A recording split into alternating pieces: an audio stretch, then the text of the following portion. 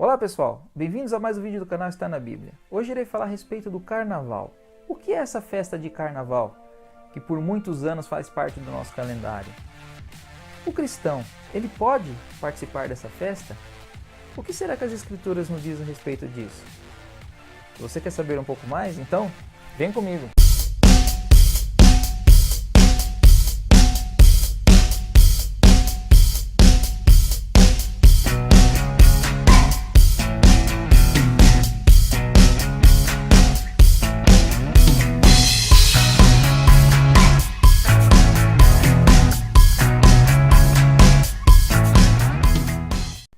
Pessoal, hoje irei fazer um vídeo um pouco diferente. Eu vou falar um pouco sobre o surgimento dessa festa de carnaval, rapidamente, e depois eu vou deixar que a própria Escritura fale para nós cristãos qual deve ser a nossa atitude em relação a essa festa.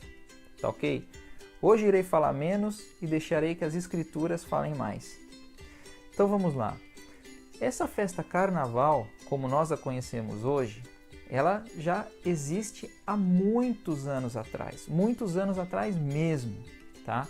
Mas não com esse nome. Mas a ideia, o formato da festa já existe há muito tempo atrás, tá? Isso remonta desde a época dos assírios e babilônicos, né? Eles tinham esse tipo de festa para adorar os seus deuses pagãos. Então, nessas festas que eles promoviam a certos deuses naquela época, né, era uma festa muito regrada à bebida, né, à música, dança, aí tinha sensualidade, sexualidade, orgias, né? Era um período em que tudo se podia em adoração àquele Deus. Porque eles criam que os deuses, aqueles certos deuses que eles adoravam, gostavam de ver aquilo, gostavam de receber aquilo, né? E essa festa foi, ao longo dos anos, passando de civilização para civilização. Os gregos também adoravam os seus deuses através de festas desse mesmo estilo, né? Isso há 600 anos antes de Cristo. Então também havia muita bebida, música, dança, orgias, sexualidade, sensualidade, né? Ninguém era de ninguém e era um bacanal, né, nessa festa. Os romanos também, né? Aos seus deuses, eles também adoravam há um certo período de tempo esses deuses da mesma forma, né? E os romanos ainda faziam pelas ruas lá do Império, né, carros em formatos de embarcações, né, onde colocavam pessoas nuas em cima e eles andavam pelas ruas do Império ali, festejando, e música, e, né, orgias, e sensualidade, sexualidade, bebedice, né, sempre teve isso daí.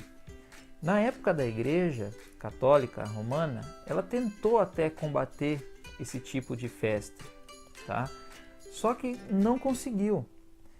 E como desde aquela época mais valia para a igreja pessoas fazendo parte da igreja e mantendo as suas tradições, né, que foi o que contaminou a igreja, a fé católica, né? Então, assim como ela abraçou todos aqueles deuses, né, que os romanos cultuavam e colocou uma roupagem cristã neles, né, que hoje muitos, né, conhecem por São Pedro, São Paulo, São Tomás, né? Eram tudo deuses pagãos romanos que foi colocado uma roupagem cristã. O que ela fez? Ela abraçou essa festa, colocou em seu calendário eclesiástico e, para não condenar o seu fiel que participa da festa, né, após a festa de carnaval ocorre a quarta-feira de cinzas, onde serão perdoados todos aqueles pecados que você cometeu no carnaval, porque o carnaval antes era carne levare, que seria eliminação da carne, né? Depois passou a ser carnes vales, que significa prazeres da carne, que da onde surgiu a palavra carnaval, que hoje nós temos como um de seus significados festa da carne. Então, todos aqueles fiéis que participavam do carnaval tinham a sua penitência na quarta-feira de cinzas. que depois já entraria a quaresma, né, que são 40 dias que a igreja colocou sem comer carne, privados de comer carne. E a igreja diz que faz referência aos 40 dias que Jesus jejuou no deserto ali sem comer e sem beber, né? Só que como fisiologicamente, humanamente, é impossível um ser humano ficar 40 dias sem comer e pior ainda, sem beber, porque o corpo humano mais ou menos um mês estourando sem comer consegue ficar e no máximo 2 semanas sem beber consegue ficar. Passou disso, o próprio organismo consome a energia que tem e os órgãos vão parando de funcionar, né? E a pessoa morre. Então a igreja não podia abster as pessoas de não comerem nem beberem nada durante 40 dias. Então tira só a carne, né? Tira só a carne que já tá bom demais. Só que a gente viu no vídeo que eu fiz sobre o Natal, da onde que vem esses 40 dias sem comer carne, né? Se você for lá no vídeo, você vai entender de onde que é que vem. Só que a igreja tem que cristianizar tudo isso daí, né? Então tem esse período, né? O detalhe que aquele fiel que participou do carnaval, né? Que hoje o carnaval é tido como um período onde o pecado é liberado, né? Então você pode pecar durante o carnaval, que depois você vai se abster dos seus pecados, né? Só que o ano que vem, esse mesmo que pecou, pediu perdão, vai pecar de novo, né? E assim sucessivamente, né? Peca, perdoa, passa o ano, peca, perdoa, passa o ano, peca, perdoa.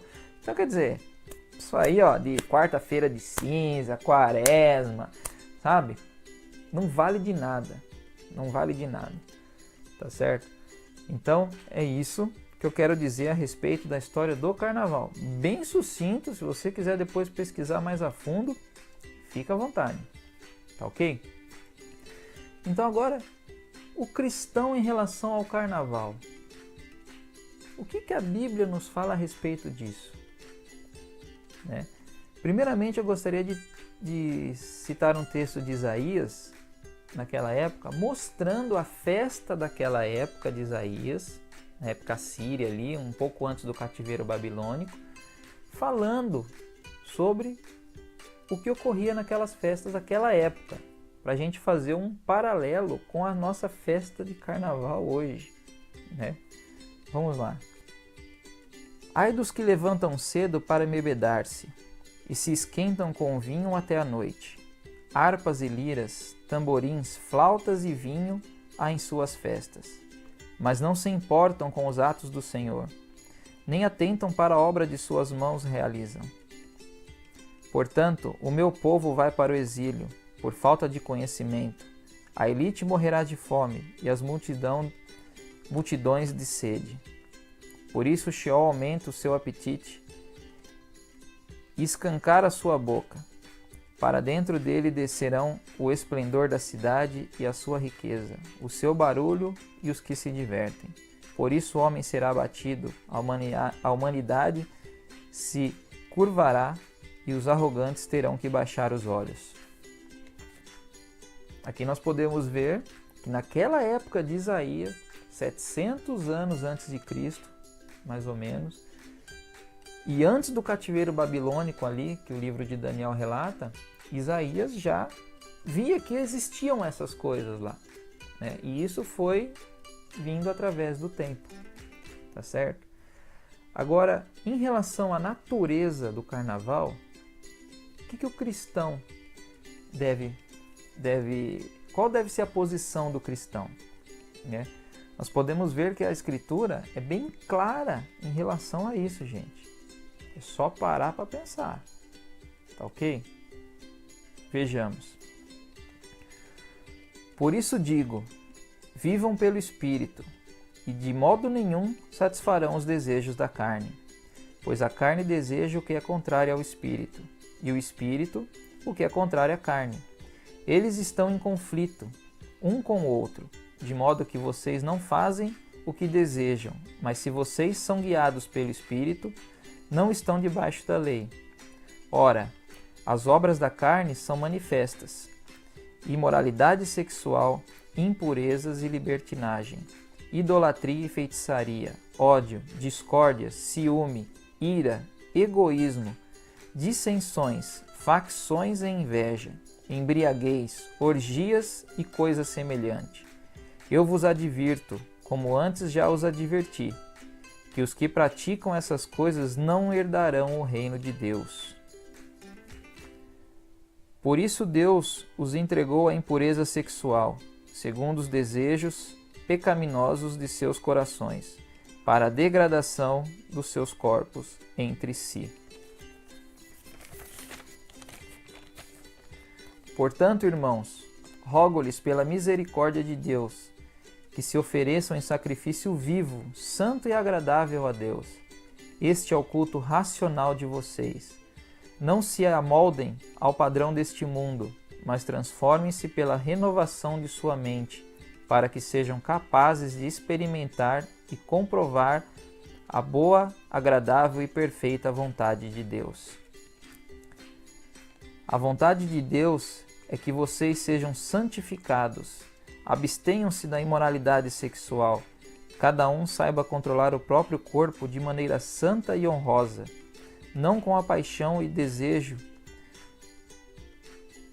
desenfreado, como os pagãos que desconhecem a Deus. Neste assunto, ninguém prejudique a seu irmão, nem dele se aproveite. O Senhor castigará todas essas práticas, como já lhes dissemos e asseguramos, porque Deus não nos chamou para a impureza, mas para a santidade. Portanto, aquele que rejeita estas coisas não está rejeitando o homem, mas a Deus, que lhes dá o seu Espírito Santo. Comportemo-nos com decência, como quem age à luz do dia, não em orgias e bebedeiras, nem em imoralidade sexual e depravação, não em desavença e inveja. Pelo contrário, revistam-se do Senhor Jesus Cristo, que não fiquem premeditando como satisfazer os desejos da carne. Fujam da imoralidade sexual. Todos os outros pecados que alguém comete, fora do corpo os comete, mas quem peca sexualmente, pecando contra o seu próprio corpo. Acaso não sabe que o corpo de vocês é santuário do Espírito Santo, que habita em vocês, que lhes foi dado por Deus e que vocês não são de si mesmos? Vocês foram comprados por alto preço, portanto glorifiquem a Deus com o corpo de vocês. Quem semeia para a sua carne, da carne colherá destruição, mas quem semeia para o Espírito, do Espírito colherá a vida eterna.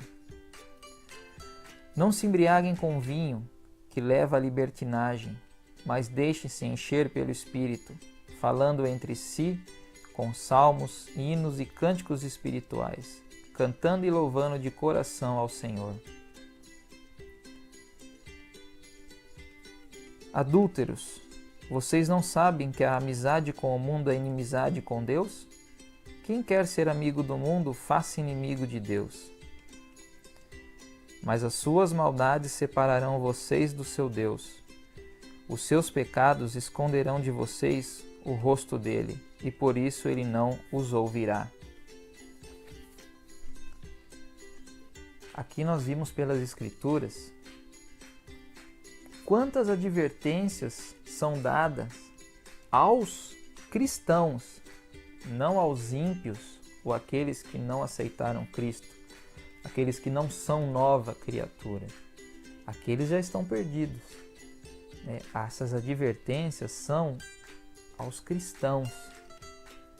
Então fica claro pelas Escrituras que o cristão não deve participar do carnaval.